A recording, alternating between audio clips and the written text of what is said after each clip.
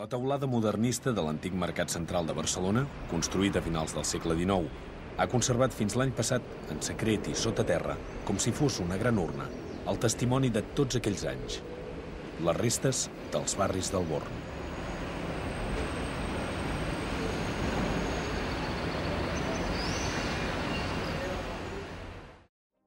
Afectats per aquest bombardeig, no? I per exemple, aquí pots veure una bala de canó encastada i amb l'efecte de l'impacte al seu voltant. Va caure la bala de canó i de la mateixa inèrcia va provocar que tot el paviment s'aixequés i quedés completament destruït.